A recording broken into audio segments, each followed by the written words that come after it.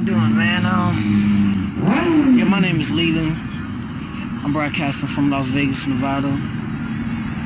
And my broadcast today, I'm focusing on the situation in Chicago, man. I'm from Chicago, born and raised there. I ran those streets in Chicago and changed my life. But I want to kind of make people aware of some things that you don't know, because you never really been out there, then you wouldn't know it. And it's going to be hard to believe, but myself, for a fact, and several others that I ran with know this to be the truth. Growing up in Chicago in the early 90s, this same situation was happening. I've been in Chicago where a person came into my house and knocked on the door to come and get me early in the morning, 6:30 in the morning, and said, come with me, man. It's a crate of guns in the alley. And I got up and ran out there, and sure enough, there was a crate of guns. And during that time when we in it, you're not thinking about where did the guns just come from. You never think about that type of stuff, like where did the guns come from and why are they here. But now that I'm older, I can kind of tell you that it's a diabolical plot. Nothing is stopped. The guns are still there. The guns are still being placed in these different strategic communities. It's a plan. It's not out in Bridgeview. It's not out in, Westmount. They're putting it in the hundreds for sure. Yeah, they're putting it on 55th. They're putting it in Inglewood. 6:30 in the morning, while older people that's at work, you sleep. You're not outside.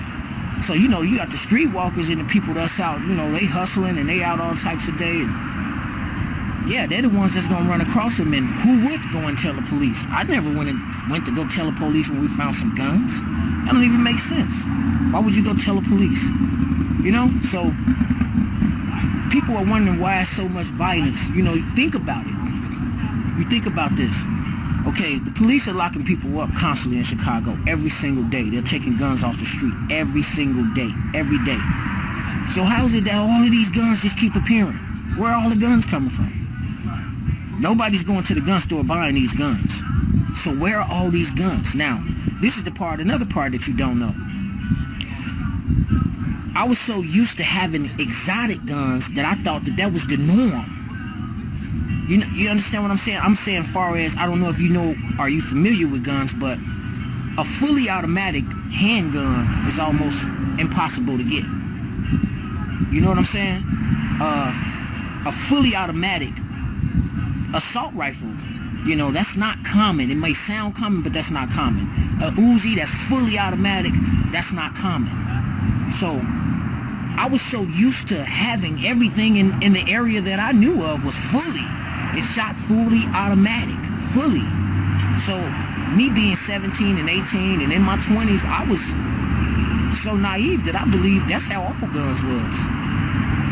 I seen so many different exotic guns on the street running around in different areas with the guys just running around. I thought that was the norm. So now I'm an older gentleman. I'm out here, I switched my life around. I'm living right, So now I cleared my name up and got my record sealed. And I'm going to the gun shop and I'm going to the shooting range, shooting like I'm supposed to. And I go into gun stores and I'm asking for certain guns and they looking at me like I'm crazy. Like I made that gun up. These are guns that I've seen several times in different areas that the gun store is saying, how would that be on the street? That's something that you would have to get specialized, customized. You see what I'm saying? But these guns are on the streets of Chicago. And my point to you is, yeah, we can't try to make an excuse for the kids out there shooting. And it ain't all kids, but we can't make an excuse. But I want you to look at the bigger picture. Where are they getting the guns from? It's not one or two areas. It's not one or two areas. It's everywhere.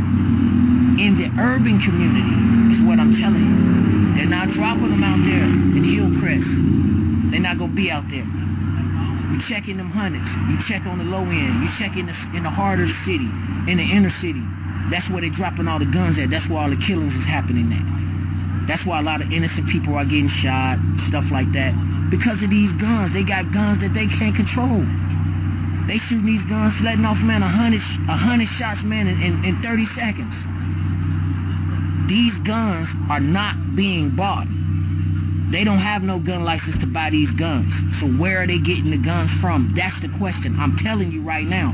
They've been dropping the guns off in crates for years. They've been doing it. I seen it twice in my lifetime.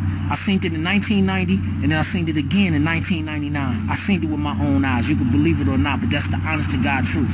I went out, I seen the guns in the crate myself, and they went out through the whole area. Everybody got this one, grab that one. Let me get that one. I grabbed it. Everybody got them. And that's what they keep doing. That's how the guns keep getting on the streets. That's why the wars don't stop. You see what I'm saying? That's the part that people got to focus on. The gun control, how you gonna control something if you study putting it down there? That's propaganda when they saying this gun control, or we lobbying for gun control. You're not trying to control nothing when you study putting guns out there. They giving it to them. Now they want to give them the guns so they can catch them with the guns. Either they gonna kill somebody with the gun, then they get to lock them up, or they catch them with the gun and they get to lock them up.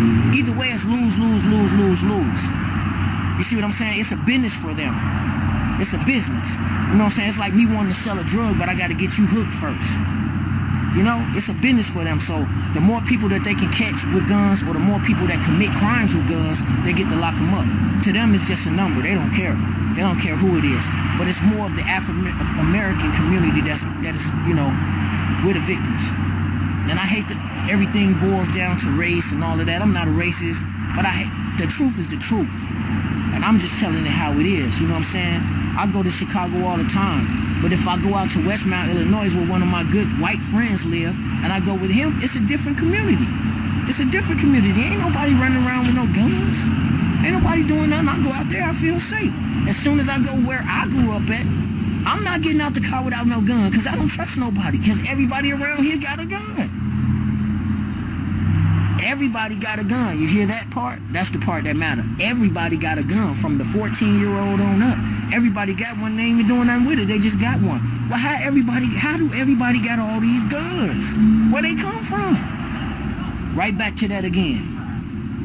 That's what I'm trying to tell you. The guns are being deliberately placed, strategically placed in certain communities to target certain individuals. Please pay attention. Please research it. Check it out. Ask some of the OGs who've been around, and they'll tell you the same thing, that I'm not lying. I'm just willing to expose it. I'm trying to tell you the truth. It's the truth. They deliberately placing guns in Chicago in different areas. That's why so much shooting. The kids, as a little boy, when you grow up, you want to be a cowboy. You want a gun in your hand. As soon as you get it, you're going to emulate what you're seeing that people in front of you doing. So as soon as you get your hand on that gun, you got an extension clip, an extended clip. Where all these extended clips come from? Where? Where do you think they come from? Just think about it logically. Where do all these automatic weapons come from that's doing all this shooting? Where do they come from? But nobody can go. Chicago don't got no gun stores. Think about that. There is no gun store in the city limits of Chicago. So where are the guns coming from? How do you get bullets? How do you get bullets? Because they dropping off bullets with the guns. That's how. Where they get bullets from? Okay, if I got guns, say I got the guns, where am I going to get bullets if it's not a gun store in the city of Chicago? That's what I'm trying to show y'all, man. Think about it logically. They don't want us to stop and think, because then if we stop and think, then we're going to be on point. You understand what I'm saying? So, hopefully, this will wake somebody up. Maybe you'll snatch your son up, or your nephew, or your cousin, and you'll talk to him, and you'll let them know it's a bigger picture than running around with these gangs, and that stuff ain't gonna last nowhere, you know. I was there. I came up out of it. Everybody won't be so lucky, but today I just want to drop one to grow on y'all, man, that there is a plot, and there is a plan, and it's strategically against our communities. So this is signing off from Las Vegas. The truth. This is not no maybe. I think he know what he talking about. I'm telling you the truth. They dropping guns off, man. Deuces. On Press TV, and we're going back to our second story about the demonstrations being held in the US city of Chicago condemning the police killing of an African-American teenager. With us from Washington, D.C. is Dr. Randy Short. He's with the Black Autonomy Network Community Org. Thank you very much, Dr. Short, for joining us here on Press TV. And, well, you just heard about this other story, our main headline story about the shooting incident, and of course this one about the killing of African Americans, which is becoming so common. What can you tell us about this specific story, and what do you think is the reason why? Well, this specific police officer, he was charged, but we know that there are many incidents where police officers get away with the killings of African Americans. Well, in the case of Chicago, an unsung hero is a gentleman by the name of Lorenzo Davis. He's a former supervisor for Chicago's Independent Police Review Authority. He got fired in July because he refused to cover up for officers who had murdered 3 innocent civilians. So that's one thing. And so this man has lost his job, an African American who wouldn't cover up for the police. And of course, a journalist was able to force the release of a tape that showed this young man, Laquan McDonald, being shot down by Van Dyke, shot 16 times, and Van Dyke was trying to reload his gun so he could continue to shoot him. He was a 16-year-old boy. He didn't do any of what he was accused of, which was trying to stab the officers. In fact, the police had the local Burger King and other establishment destroy their closed-circuit camera film, which would have exonerated him.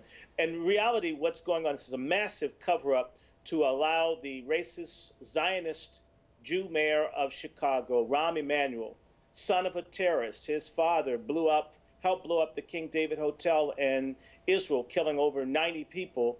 He would have lost the election had the black community known that this boy was executed. And there are other executions. There are other tapes. There is the audio where, pardon my language, the officer Van Dyke said, "Hold that nigger down, I'm going to kill him."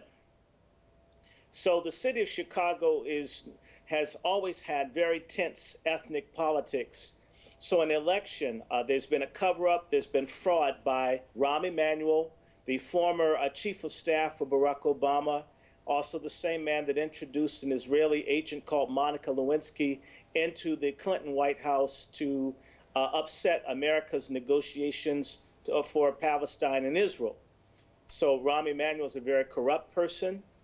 He also has a corrupt state's attorney named Alvarez and a crooked chief of police named McCarthy, as well as crooked African-American ministers who saw this tape and colluded to help Rahm Emanuel win the mayoralty. He just won a few months ago in a closely contested election in which a Latin American named Chuy had a chance of winning. So this is corruption from the top of the system, from the city of Chicago to the bottom.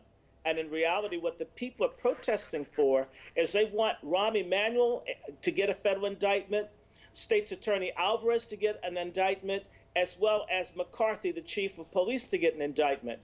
And this needs to happen from the FBI ASAP. And this shooting, there's another tape of another young man that was killed in a similar fashion.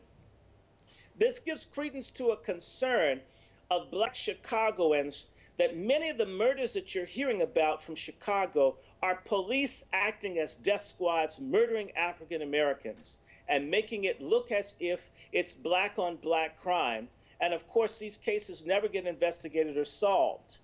Are you understanding me? So people are very upset. And Black Friday, the history of Black Friday, it was a day in which you could buy 2 African people for the price of 1 as slaves. And it's a major day for commerce. And thank God, many, many African Americans have refused to support capitalism and racism today. And also, what we also need to know is that The Israelis have a group called JINSA, the Jewish Institute for National Security Affairs. They train the Chicago police. So the same sort of torture that you see in Gaza and what happens to people in the occupied territories now happens to African Americans in cities like Chicago. They have a place called Holman Square, where it was found in February. They abduct and torture people as well. Chicago has a history. There's a man who got convicted many years ago, Officer Burge, who tortured hundreds of African Americans, Israeli style, putting electrodes on people's genitalia and shocking them into confessing, committing crimes of murder. Over 200 people had to be released. The city of Chicago had to pay out $37 million, and there's also more money. Well, Dr. Short, we'll have to leave it there. Unfortunately, we are running out of time. Dr. Randy Short with the Black Autonomy Network Community Org joining us from Washington. It was a great pleasure to talk to you. Okay.